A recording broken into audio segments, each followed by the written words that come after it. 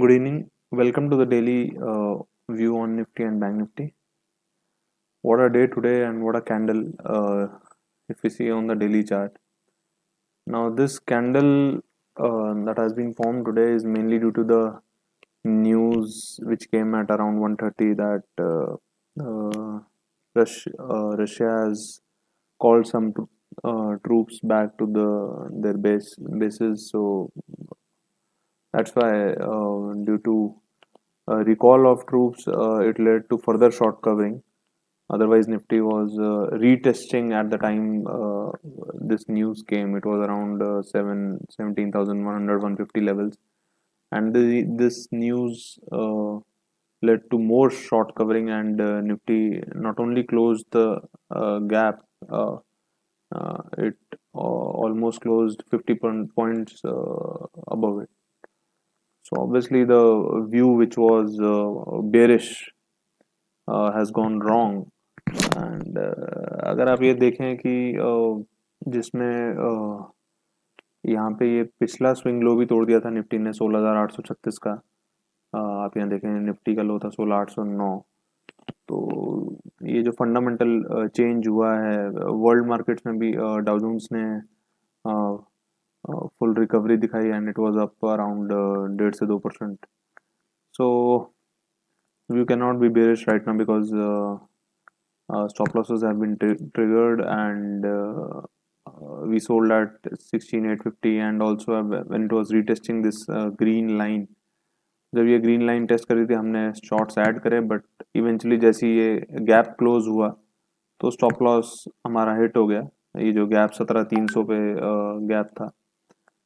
तो अभी view bearish नहीं है, बट व्यू अभी क्योंकि वॉलेटिलिटी बहुत ज़्यादा होगी, अभी फेड की मीटिंग भी है, तो वॉलेटिलिटी ज़्यादा होगी, तो अभी हम थोड़ा अवॉइड कर रहे हैं.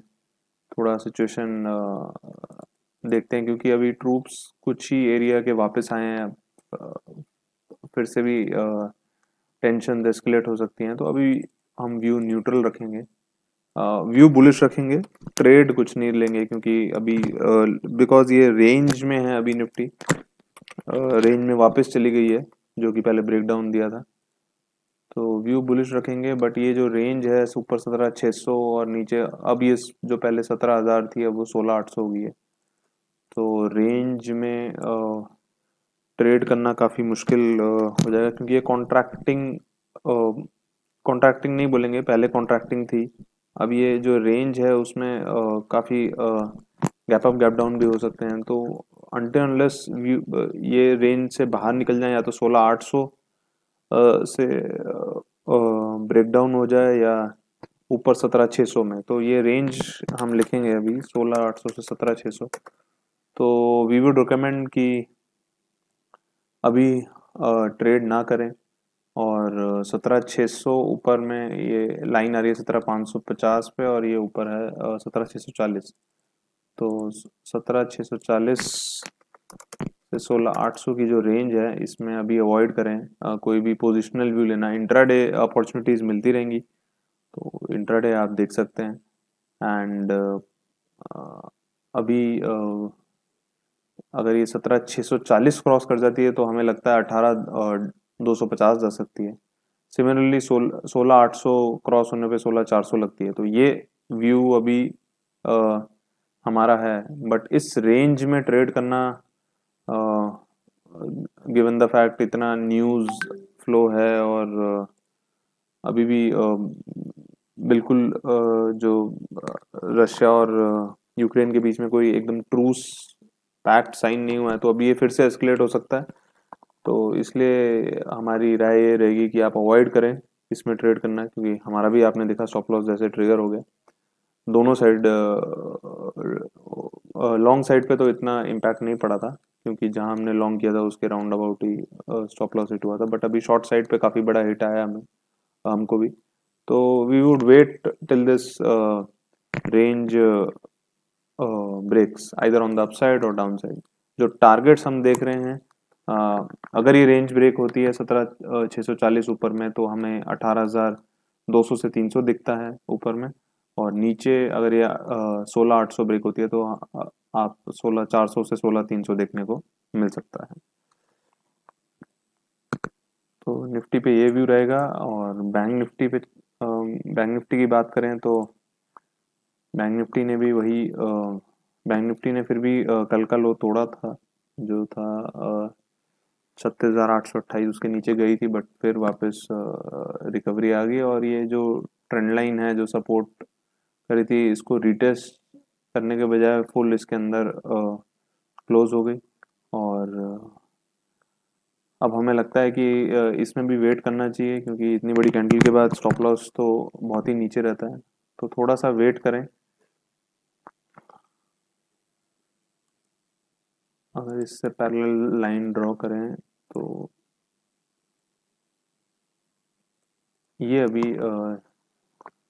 राइजिंग चैनल बनेगा। तो जो अभी अगर गैप क्लोज हो जाता है, गैप का जो नीचे का लेवल है 38,400, तो 38,400 अगर क्लोज हो जाता है तो हमें 39,800 से 40,000 लेवल दिखता है। तो इसमें एक लो रिस्क एंट्री पॉइंट ढूंढने के लिए हमें 1-2 दिन वेट करना पड़ेगा, क्योंकि अभी क्या न्यूज़ फ्लो आ रहा है, वो न्यूज़ फ्लो पे काफ़ी रिएक्शंस देंगे वर्ल्ड इंडिसेस, उसी हिसाब से गैप अप गैप डाउन भी बड़े हो सकते हैं। तो आई थिंक हमें वेट करना चाहिए। हमेशा ट्रेड लेना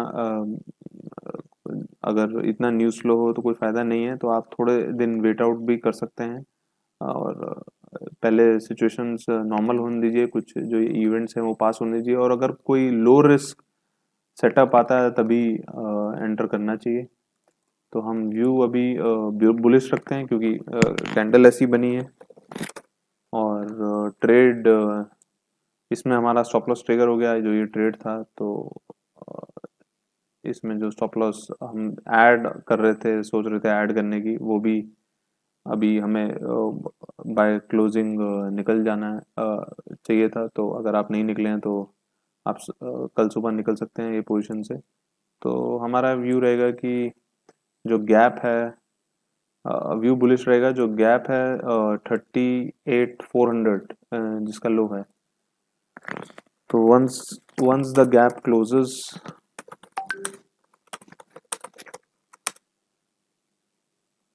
above 38,400, we expect bank nifty to move towards 39,600 to 40,000.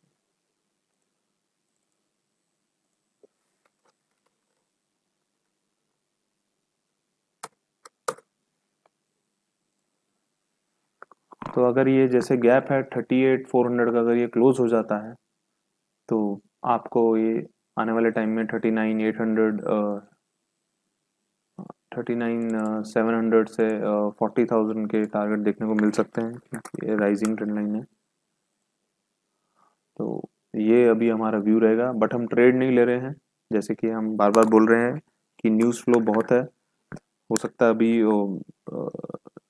US opening hours में कुछ और न्यूज़ आ जाए रशिया से, तो आपको थोड़ा वेट करना चाहिए अनटिल अनलेस कोई आपको एक लो रिस्क एंट्री पॉइंट मिले किसी भी साइड ट्रेड करने के लिए, और थोड़ा न्यूज़ फ्लो सबसाइड हो जाए, तब हमें ट्रेड करना चाहिए।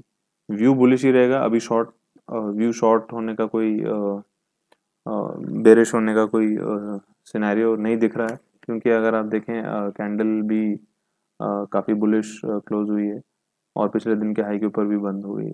तो दोनों पे व्यू बुलिश रहेगा, but we will avoid trading right now. और कोई इंडेक्स जो देख लेते हैं जो सबसे अच्छा परफॉर्मिंग था, CNX ऑटो आप देख सकते हैं सबसे 4%, क्योंकि 4% अप था। इसमें मारुति और टाटा मोटर काफ़ी अच्छे लग रहे हैं। अगर टाटा मोटर का चार्ट देखें, मारुति का बेसिकली चार्ट देखें, तो मारुति वही रिटेस्ट, ये लाइन को रिटेस्ट कर रहा है। तो मारुति अगर ये 9,000 क्रॉस कर जाता है तो आई थिंक CNX ऑटो को भी मल्टी ईयर ब्रेकआउट करवा सकता है। तो मारुति का हाईएस्ट वेट भी है। तो CNX ऑटो, जैसे कि हमने पहले ही बोल रखा है कि 12,100 से 150, तो CNX ऑटो पे ध्यान देना चाहिए आपको। और दूसरा CNX PSU बैंक, तो ये आके रिटेस्ट करा। CNX मीडिया काफ़ी इंटरेस्टिंग लग रहा है। मीडिया अगर ये हाई क्रॉस कर जाता है तो आपको एक अच्छी रैली देखने को मिल सकती है।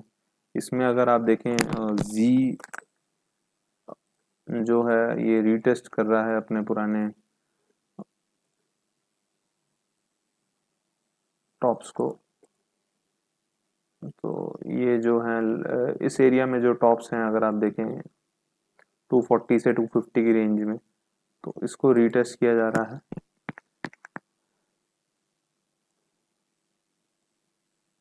बेसिकली ये है, तो यहाँ पे नीचे गया बट ये फॉल्स मूव लग रहा है। तो ये आप देखें तो रीटेस्ट हो रहा है। तो जी एक अच्छा कैंडिडेट हो सकता है लो रिस्क एंट्री पॉइंट के लिए।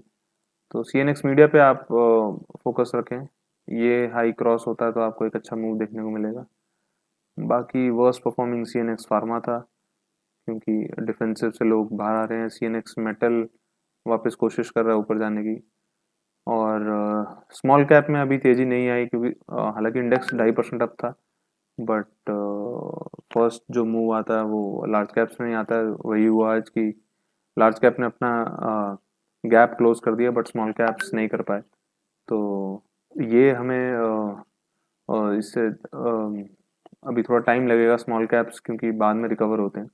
तो फर्स्ट हमें इंडिकेशन निफ्टी बैंक निफ्टी दे देंगे, फिर स्मॉल कैप्स का नंबर आएगा। तो अभी व्यू यही है बैंक निफ्टी और निफ्टी पे। अवॉइड करें और पोजिशनल ट्रेड लेना, क्योंकि वॉल्टिलिटी बहुत है। But according to the chart view is bullish and we will wait for 17,640 to cross on the upside and find a low risk entry point for targets of 18,200 to 300. So that's it for today. Thank you so much. I would like to mention that we've started an online app on Android with the name Nuresh Tech, which has a lot of interesting videos, as well as you can subscribe our online technical analysis course over there, which is accessible to you via the phone as well as on the web. Also, you can connect with us on the Daily Technical Traders Room, which is a broadcast channel on Rigi app. The link is given in the introduction. So these are two places you can keep getting updates during the day from us.